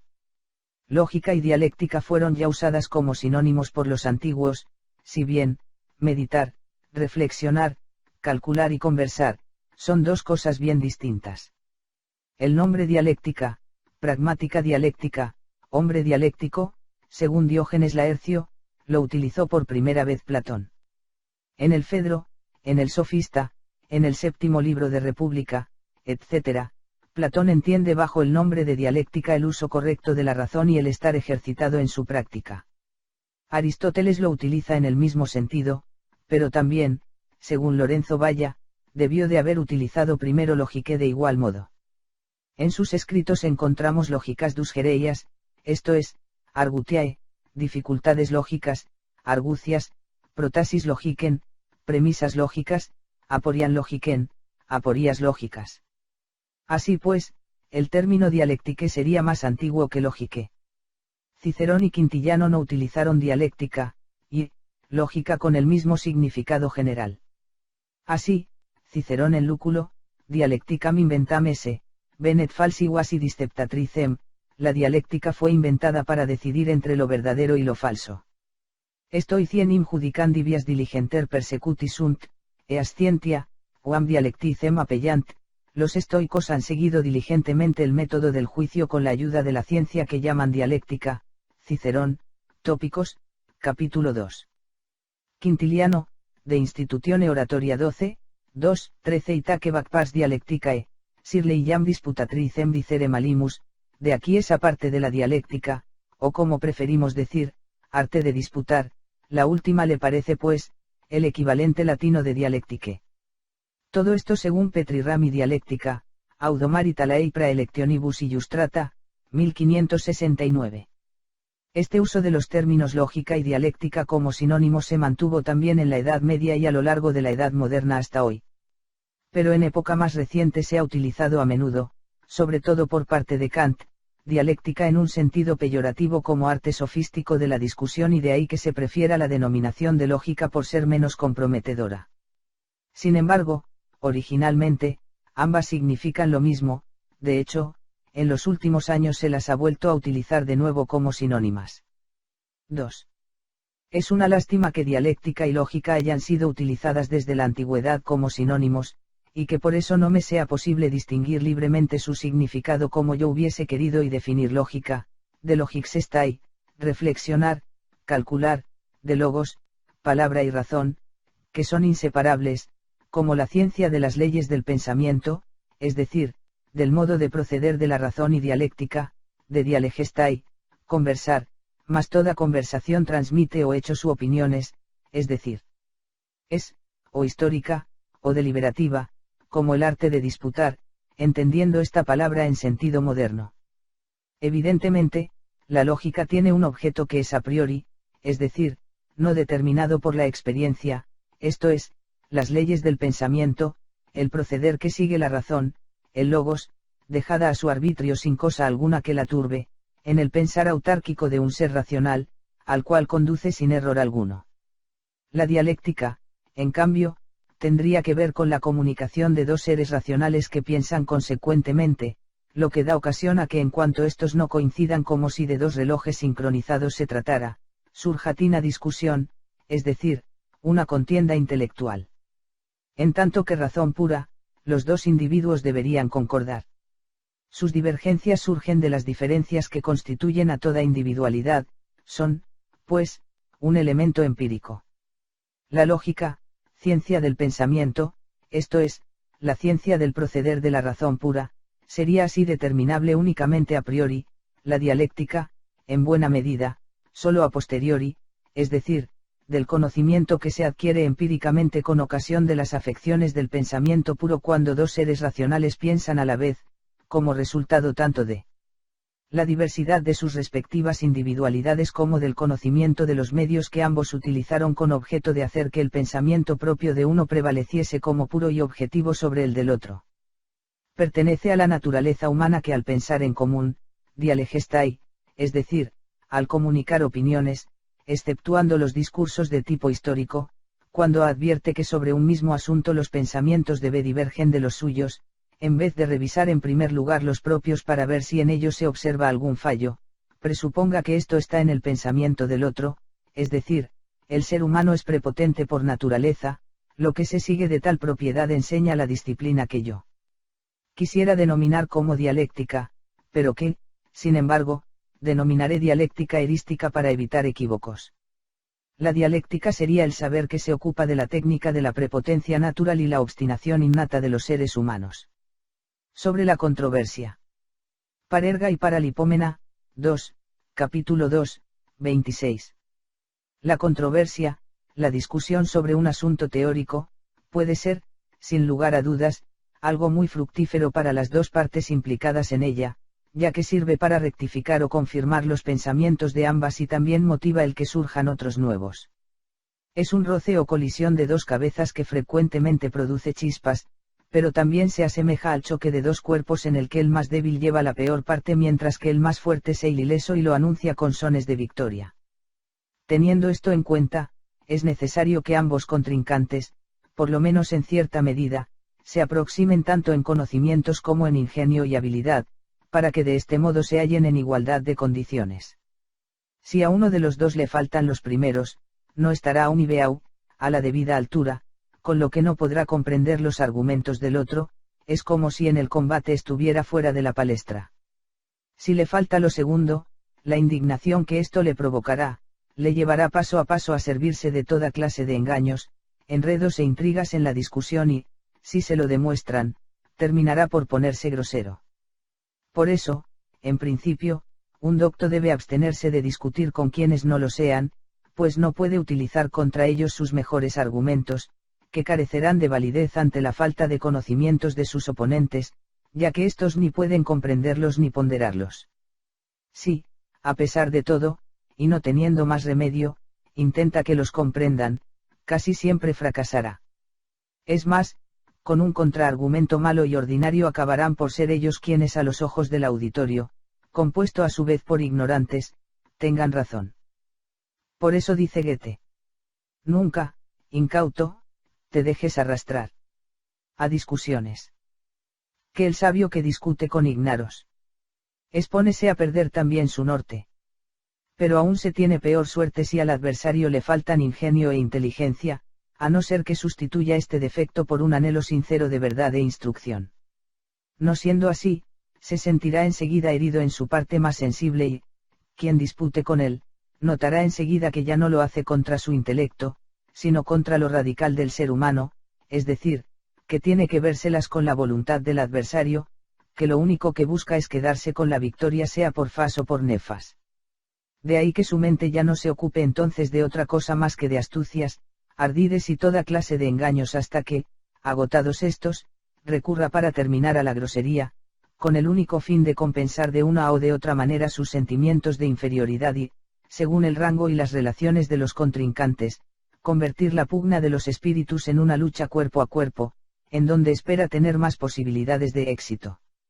Así, pues, la segunda regla es que no se debe discutir con personas de inteligencia limitada. Como puede verse, pocos serán aquellos con los que se pueda entablar una controversia, en realidad, solo debe hacerse con quienes constituyen tina excepción. En cambio, la gente que constituye la regla, se toma a mal ya el hecho mismo de que no se comparta su opinión, mas para eso tendrían que disponerla de tal manera que pudiera ser compartida. Aun sin que lleguen a recurrir a esa última ratio stultorum a la que más arriba nos referíamos, en controversia con ellos casi siempre se tendrá algún disgusto, porque no solo habrá que vérselas con su incapacidad intelectual, sino además, también con su maldad moral, que habrá de mostrarse repetidas veces en su comportamiento a lo largo de la discusión. Las astucias, ardides y bajezas a las que se recurre con el propósito de tener razón son tantas y tan variadas y se repiten con tanta regularidad, que en años anteriores constituyeron para mi materia de reflexión. Esta se limitaba a los aspectos puramente formales de aquellas una vez reconocido que aun siendo tan diversos los temas de las discusiones, así como las personas en ellas implicadas, una y otra vez durante su transcurso volvían a manifestarse las mismas astucias e idénticos ardides. Lo cual los hace fácilmente identificables. Esto me condujo entonces a la idea de separar lo que tales estratagemas tuvieran de puro formal de lo material, y de esta manera, como si de un limpio preparado anatómico se tratara, observarlas detalladamente. Por eso reuní las estrategias más utilizadas en la discusión y coloqué a cada una de ellas con lo propio de su esencia, las ilustré con ejemplos y distinguí a cada cual con un nombre particular. Finalmente, Añadí además los medios a utilizar contra ellas, es decir, las paradas correspondientes a cada ataque.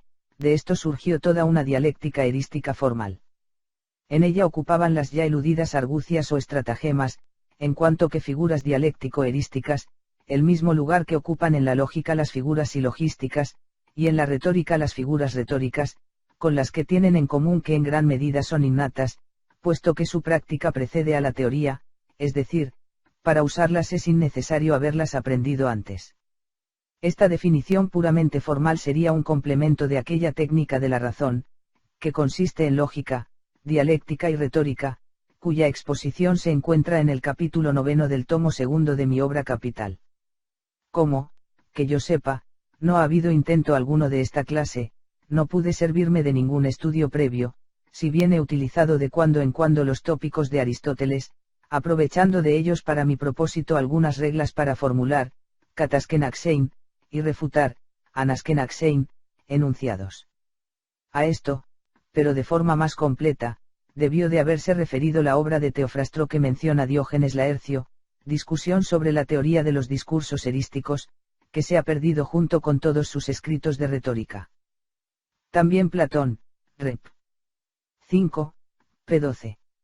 Vip, se refiere a una antilogique tecné, que enseña el Eriksein, así como la dialectique, el Dialegesai.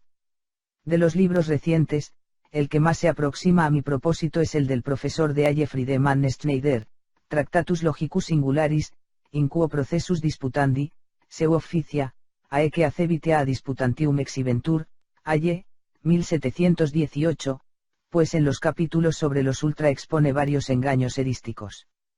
Aunque solo se refiere a las discusiones formales académicas en general, la manera que tiene de tratar el tema es superflua e insuficiente, cosa que suele ser normal en ese tipo de productos académicos, además, en un latín excesivamente malo. El Methodus Disputandi de Joachim Lange, aparecido un año después, es decididamente mejor, pero no contiene nada que sirva a mi propósito. Al efectuar ahora la revisión de mi trabajo anterior encuentro, sin embargo, que ya no tengo ánimos para llevar a cabo una completa y minuciosa observación de los rodeos y argucias que utiliza la malignidad natural humana para disimular sus carencias, por eso lo dejo a un lado, pero para aquellos que en el futuro deseen hacer algo a este respecto y para acercarlos más detalladamente a mi modo de tratar el asunto, quiero indicar aquí algunas de estas estratagemas como prueba, pero antes, y también de aquel trabajo, deseo exponer lo que sería el resumen de lo esencial en toda discusión, el andamiaje abstracto comparable al esqueleto, la condición indispensable de toda controversia, es decir, lo que servirá como una osteología de esta y, que debido a su transparencia y claridad, bien merece que lo exponga aquí. Es el siguiente. En toda discusión, ya sea pública, como las que se entablan en las aulas académicas y en los tribunales, o las que se sostienen por simple diversión, se procede de la siguiente manera: se presenta una tesis que debe ser refutada. Para lograrlo hay dos modos y dos vías. 1. Los modos son, ad rem y ad hominem, o ex concessis. Solo con el primero derribamos la verdad absoluta u objetiva de la tesis, en cuanto que demostramos que no coincide con la cualidad de la acusa de la que se habla. Aun el otro, en cambio, derribamos únicamente su verdad relativa en cuanto que demostramos que la tesis contradice otras afirmaciones o concesiones de su defensor, o que sus argumentos son insostenibles. Con esto queda indeterminada la verdad objetiva de la cosa propiamente dicha. Por ejemplo, si en una controversia sobre asuntos filosóficos o de ciencias naturales, el adversario, que, naturalmente, tendría que ser un inglés, se permitiera presentar argumentos bíblicos, tendríamos que refutarle con argumentos parecidos aunque no fuesen más que meros argumenta ad hominem, que nada deciden. Es como si se pagase a alguien con su misma moneda. En algunos casos, incluso puede compararse este modus procedendi al acusador que presenta ante el tribunal un pagaré falso que el acusado liquida por medio de un recibo falso. El préstamo podría haberse hecho a pesar de todo. Pero, siendo análoga a este último procedimiento, la mera argumentatio ad hominem tiene la ventaja de la brevedad, ya que, con frecuencia, tanto en uno como en otro caso, la verdadera y exhaustiva explicación del asunto sería muy difícil y complicada. 2. Las dos vías son la directa y la indirecta. La primera ataca la tesis en sus fundamentos, la otra, en sus consecuencias. Aquella demuestra que no es verdad. Esta, que no puede serlo. Considerémoslas más detenidamente. A. Refutando por vía directa, es decir, atacando los fundamentos de la tesis, mostramos que estos no son verdad aduciendo, nego majorem o nego minorem, en cuanto que con ambos procedimientos atacamos la conclusión que fundamenta la materia de la tesis. O reconocemos aquellos fundamentos pero mostrando, sin embargo, que la tesis no se sigue de ellos, aduciendo, nego consequentiam, con lo cual atacamos la forma de la conclusión. B. Refutando por vía indirecta atacamos la tesis en sus consecuencias para deducir de la falsedad de estas, en facultad de la ley a falsitate rationati ad falsitatem rationis valet consequentia, de la falsedad de la consecuencia se sigue la falsedad del fundamento, su propia falsedad. Podemos servirnos para eso de la mera instancia, o de la apagoge. A. La instancia, enstasis, es un simple exemplum in contrarium.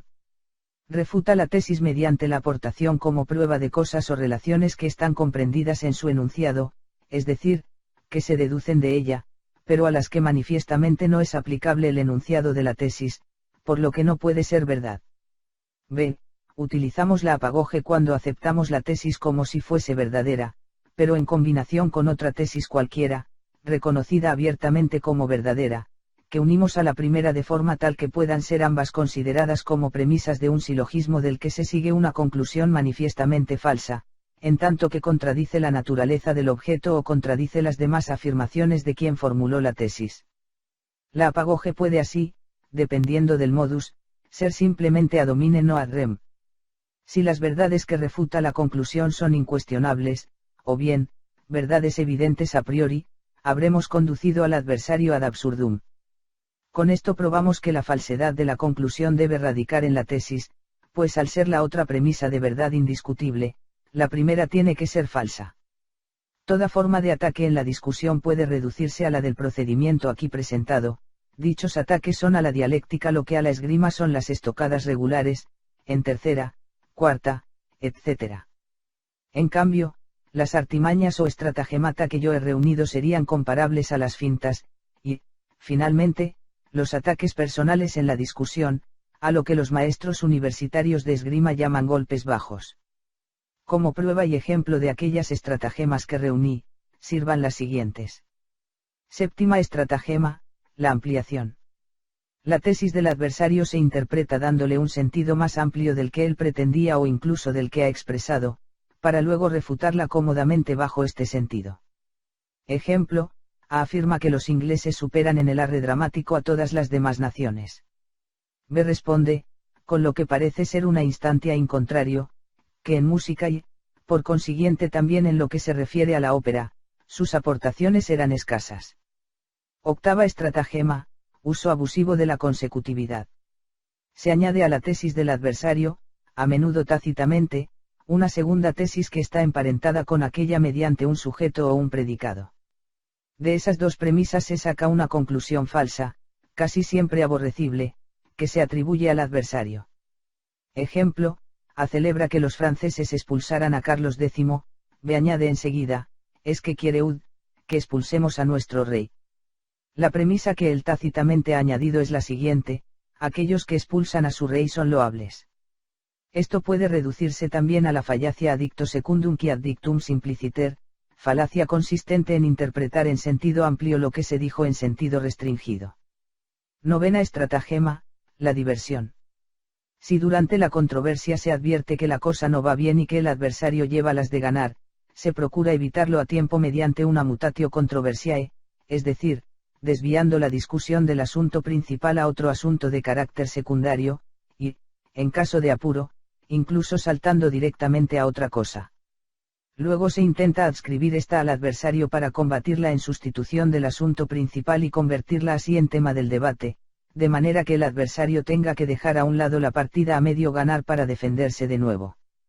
Si, desgraciadamente, se topa otra vez con un argumento difícil de refutar, se vuelve a saltar de nuevo a otro asunto, pudiéndose repetir esto 10 veces en un cuarto de hora, si es que el adversario no ha perdido antes la paciencia. Estas diversiones estratégicas se efectúan con habilidad si se lleva la controversia imperceptiblemente y poco a poco a un asunto emparentado con el objeto en cuestión, a ser posible algo relacionado con él, pero conceptualmente distinto. Ya es menos discreto cuando simplemente se mantiene el objeto de la tesis pero se ponen sobre el tapete otras relaciones suyas que no tienen nada que ver con las que se están cuestionando. Por ejemplo, hablando del budismo chino, se pasa a hablar del comercio del té. Pero si ni siquiera esto puede ponerse en práctica, se ataca entonces cualquier expresión empleada casualmente por el adversario, llevando de esta manera la controversia a un nuevo terreno para verse libre del anterior. Por ejemplo, si el adversario utiliza la expresión aquí precisamente está el misterio del asunto, se le interrumpe rápidamente: si habla usted de misterios y de mística, entonces no cuente conmigo, pues en lo que a esto respecta, etc., y así se habrá ganado amplitud de campo. Pero si tampoco hay ocasión de esto, entonces, con todo descaro, se salta de repente a otro asunto completamente ajeno, con algo parecido a lo siguiente: y eso que usted afirmó antes, etc. De entre todas las estrategias de las que instintivamente se sirven los discutidores desleales, la diversión es la más querida y más utilizada, y casi inevitable en cuanto se ven comprometidos. De tales estratagemas, reuní y expuse cerca de 40. Pero el examen de todos esos subterfugios que, junto con la tozudez, vanidad e improbidad, aún se hermanan con la cortedad e incapacidad humanas, me resulta ahora repugnante. Por lo demás, me bastan estas pruebas para tomar en serio las razones antes aludidas y evitar las discusiones con ese tipo de gente que es el que más abunda. En todo caso, se puede intentar ayudar a la inteligencia del otro con argumentos, pero en cuanto se note terquedad en su contraargumentación, debe dejarse el asunto al instante, pues poco ha de faltar para que acuda a los engaños, y lo que en teoría es un sofisma, en la práctica es una vejación. Las estratagemas de las que hablo son todavía más indignas que los sofismas, pues en ellas la voluntad se pone la máscara de la inteligencia para representar su papel, algo que siempre es abominable. Pocas cosas despiertan tanta indignación como advertir que alguien carece de intenciones para comprender. Quien no permite que prevalezcan las buenas razones del adversario denota tener, o bien una inteligencia simplemente débil, o bien sometida por el dominio de la propia voluntad, es decir, indirectamente debilitada, de ahí que solo debamos enzarzarnos con alguien así cuando la condición del oficio o la imposición del deber lo hagan necesario. Con todo, debo admitir, para darles su parte de razón a los engaños mencionados, que muchas veces podemos actuar apresuradamente al renunciar a nuestra opinión ante un certero argumento del adversario. Sentimos verdaderamente la fuerza de uno de estos argumentos cuando lo tenemos delante, así como que los contraargumentos u otra cosa que pudiese sostener nuestra opinión y, tal vez salvarla, no se nos ocurren con presteza. Si damos entonces nuestra tesis por perdida puede ocurrir que, con eso, seamos precisamente infieles a la verdad, pues quizás se descubra más adelante que éramos nosotros quienes teníamos razón, pero que, dada la debilidad y escasa confianza en nuestra causa, habíamos cedido ante la impresión momentánea de lo contrario. Incluso puede que la prueba con que defendimos nuestra tesis fuera realmente falsa, pero, no obstante, hay otra correcta para defenderla. Ante tal impresión, ocurre que, incluso gentes sinceras y amantes de la verdad, no cedan con inmediata facilidad a un argumento, sino que intenten defender su causa aun cuando la argumentación contraria les haga dudar de su verdad. Aquí se asemejan al comandante de un ejército que procura mantener un poco más de tiempo una posición que sabe insostenible con la esperanza de que lleguen los refuerzos. Confían en que mientras se defiendan con malos argumentos se les ocurrirán entre tanto los buenos, o en que acabarán por advertir la simple falsedad del argumento del adversario. Por eso, esta ilusión obligará casi necesariamente a pequeños engaños en la discusión, ya que, de momento, uno no lucha por la verdad sino por su tesis. Por otra parte, esto es una consecuencia de la incertidumbre de la verdad y de la deficiencia del intelecto humano. Pero también existe el peligro de ir demasiado lejos, es decir, de luchar demasiado tiempo por malas convicciones, de que finalmente nos entorpezcamos, y cedamos a la maldad de la naturaleza humana defendiendo nuestra tesis por fas y nefas, con ayuda de estratagemas desleales, que mordicus, con todas las fuerzas, a muerte, luchemos por nuestra tesis. que a cada uno le ampare en esto su genio particular y que luego no tenga que avergonzarse. La clara comprensión de lo que aquí hemos presentado es también importantísima para la autoeducación en este sentido.